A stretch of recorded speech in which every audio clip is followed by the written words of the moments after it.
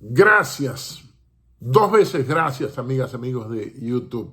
Estamos casi llegando a los 16,000 seguidores de esta cuenta, su cuenta, General Arias Matos.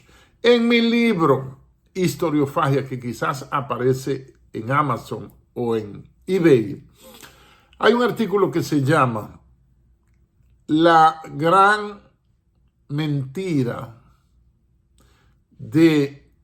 o la estafa universal de los derechos humanos. Mejor dicho, la estafa universal de los derechos humanos. Hablo de memoria, confío mucho, gracias a Dios, en mi memoria. Y lo que vamos a analizar ahora, que usted puede preguntarse, ¿qué conexión hay entre derechos humanos y la Revolución Francesa? Lo que vamos a hablar y analizar hoy es las estafas de la Revolución Francesa. Todos, yo creo que todo el que ha pasado por la escuela le dieron esa historia heroica, brillante, de sacrificio, de inspiración para la libertad, de valores libertarios, pero no nos contaron qué pasó meses después. Punto número 1. Punto número 2. Si después de 1789, un evento que nos enseñaron que comienza con la toma de la Bastilla. La Bastilla era un cuartel francés. Era eso. Y entonces el asalto a ese, que me recuerda el asalto al cuartel Moncada, que es el inicio, si se quiere, de la Revolución Cubana. Fíjense que se llaman revoluciones. Pues el asalto a la toma de la Bastilla es el inicio, así como el asalto al cuartel Moncada en Cuba, es el inicio de dos revoluciones que recuerda la humanidad. La Revolución Francesa, y le voy a enseñar el truco de llamarle francesa, y la Revolución Cubana, que triunfó el 1 de enero de 1959 e instaló una dictadura. Eso es lo que hay ahí, que todavía el 1 de enero de 2024, 60 y pico años después, siguen en el chucho los Castro, aunque Fidel se haya muerto y Raúl esté cercano, al parecer, por la expectativa de vida. Entonces vamos a 1789. Lo primero es que los historiadores nos han mentido poniéndole la Revolución Francesa, así como la guerra que hubo entre Reino Unido y las 13 colonias que se establecieron a partir de 1640, que llegaron en el barco Mayflower, tuvieron una revolución, una guerra entre United Kingdom, entre Reino Unido de Inglaterra y, por supuesto, los nacientes Estados Unidos. Y le llaman la Revolución Americana. Debería llamarse la Revolución Estadounidense, porque la Revolución de 1965, 24 de abril comenzó, un sábado, pues también fue en territorio americano, porque América nace en Santo Domingo. Desde ahí es que inicia todo. Nadie más americano que los dominicanos. Ya llevo 4 minutos. Entonces, lo primero es el título, que le ponen Revolución Francesa, que eso lo único que denota, lo único que nos dice a los alumnos es que se trata de que los eventos fueron en Francia. Pero hay un truco. Las revoluciones, lo que hace que un evento histórico pueda y deba considerarse con justicia como una revolución, es si logra un cambio sustancial en el sistema político. Por eso yo digo, y nadie tiene que estar de acuerdo, pero descúbralo, lo que hubo en el 65 en República Dominicana no fue una revolución. ¿Por qué? Porque no hubo ningún cambio de sistema político. La misma estructura trujillista que quedaba y que Bosch del 63, en los 7 meses que gobernó, no pudo tocar ni trasladar ni pensionar a nadie. Ojo, eso no te lo dicen. Esos mismos siguieron gobernando y tuvieron participación en el 65. Y esos mismos siguieron en el pastel del gobierno con Balaguer durante la segunda dictadura de los 12 años del 66 al 78. En esta misma página de YouTube, General Arias Matos, busque los vídeos que no son tan nuevos, porque el problema es que todos los recientes, los que acaban de postear, dele para abajo y busque, y ahí usted va a hallar otra visión sobre la revolución del 65 y verá algo que yo subí no hace un mes, que es Balaguer, la segunda dictadura. Entonces me voy para Francia de nuevo. ¡Hola! En Francia de nuevo.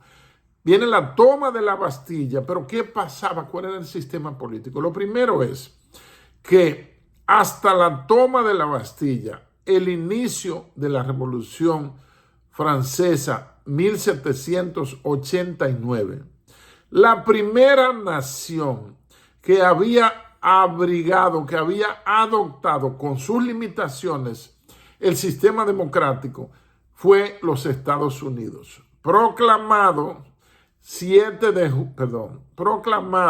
4 de julio de 1776. Pero los principios de la Revolución Francesa, que en realidad fue una revolución burguesa, porque no fue organizada por pobres, los judíos fueron instrumentalizados como siempre. El pobre es el condón de la historia. Siempre lo cogen de condón y al final se sabe cuáles son los jefes. Entonces, esa llamada Revolución Francesa, que es la Revolución Burguesa de 1789, no trajo ninguno de los postulados, pero me voy a devolver a completar la idea. 1776, proclamación de la República Americana, Estados Unidos. Pero ellos tenían esclavos todavía, lo que indica que no cumplieron con la primera o el primero de los postulados de la Revolución Francesa, que es la libertad. Si tú eres esclavo, es la antítesis de la libertad. Entonces, de 1776, 4 de julio, la proclamación, hasta abril de 1788, si los datos no me fallan, que es que se proclama la Constitución, la primera Constitución de Estados Unidos, existía esclavitud en esa sociedad.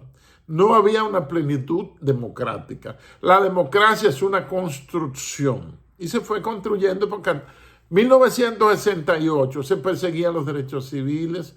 1954 en Estados Unidos apresaron a la señora Rosa Parks, una obrera, por no darle su asiento a un blanco en el autobús público por el cual ella estaba pagando.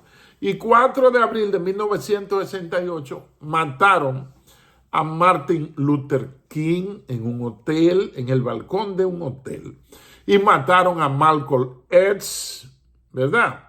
Es decir, que la democracia pulida que tenemos ahora, con la sola excepción de la ley que impulsó, que es limitadora de derechos, el presidente George W. Bush hijo, a partir o después de los autoatentados del 11 de septiembre de 2001, esa ley que se llama la Patriot Act o ley patriótica, donde los patriotas, los ciudadanos, ceden derechos a cambio y ceden privacidad, que ya no existe, a cambio de la seguridad, por el terror que provocaron esos atentados. Entonces, sigo con Francia, no me he salido de ahí. Entonces, esa revolución burguesa, vamos a llamarla propiamente, de 1789, surge en una época que solo un país tenía democracia, de acuerdo a la medida de sus posibilidades, de acuerdo al alcance de la época, y era la recién proclamada República Americana en 1776. Incluso la revolución burguesa de 1789 es un año después de la proclamación de la jura de la independencia, que se llama We the People, nosotros el pueblo. Entonces, nos han estafado los historiadores, pero no solamente con la revolución burguesa que la llamaron francesa. Y vamos ahora a pensar, a analizar cuál era el sistema político que había en Francia. Francia era una monarquía. Gobernaba la dinastía de los Luis o de los Luises, aunque no deben colectivizarse los nombres. No, por ejemplo, hay un sitio por la carretera Moncáceres, que no debería haber una carretera Moncáceres. Eso da pena. Eso indica una ignorancia de la historia y un desconocimiento y una mala voluntad, una mala leche, una mala voluntad. Hay un sitio por ahí cerca del cruce de Higuerito que se llama Los Bretones, porque ahí viven gente apellido Bretón. Los perros están regados. Entonces, dicen los bretones, y eso está mal. Es los bretón, no debe colectivizarse el apellido. Aquí tenemos 3 chihuahuas, 2 varones y una hembra. Los 2 varones son nietos de la hembra y se la disputan en la cama. Analice eso. Ese era un breve comercial. Volvemos para Francia. Por ejemplo, brilla como el rey más trascendente, y Netflix tiene una serie que se llama Versalles, que construyó ese palacio de Versalles. El rey Luis XIV, que decían el rey Sol, por el esplendor de su gobierno. Él decía, l'état c'est moi, yo soy el Estado, es decir, yo soy la France, yo soy Francia. Entonces, este rey Luis XVI, que es decapitado cuando estalla la revolución burguesa o francesa de 1789, era nieto de Luis XIV del rey Sol. Entonces, ¿qué busca esa poblada, esa revolución? Bueno, decapitar, suprimir la monarquía. Y de hecho, la reina y el rey se disfrazaron de mozos, de campesinos, pero fueron identificados y los mataron, los decapitaron y colgaron los cuerpos por los pies. Entonces, de ahí para allá, antes de eso ya habían hecho un manifiesto, porque hubo problema con el precio del pan. Hubo un problema con el precio del pan y protestas en París, pero la sede del gobierno, el rey Luis XIV, la trasladó para Versalles, que queda no tan lejos, no sé cuántas millas de distancia. Entonces, los postulados de los intelectuales que redactaron el manifiesto de los derechos del hombre, dice en el artículo 1, todos los hombres, solo dice hombre porque las mujeres no se contaban en ese tiempo ni los niños, dice, todos los hombres nacen libres e iguales en derecho. Y la consigna era libertad, igualdad y fraternidad. La libertad, ya hablamos de ellas. La igualdad es lo que se cantaletea ahora como la equidad y la inclusión y demás pajarerías.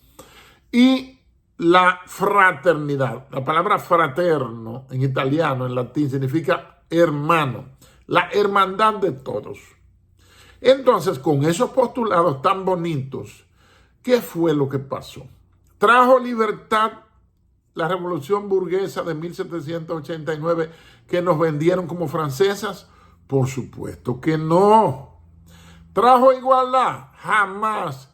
¿Trajo fraternidad? No. Trajo una lucha fratricida, es decir, hermanos matándose, que se conoce como el terror.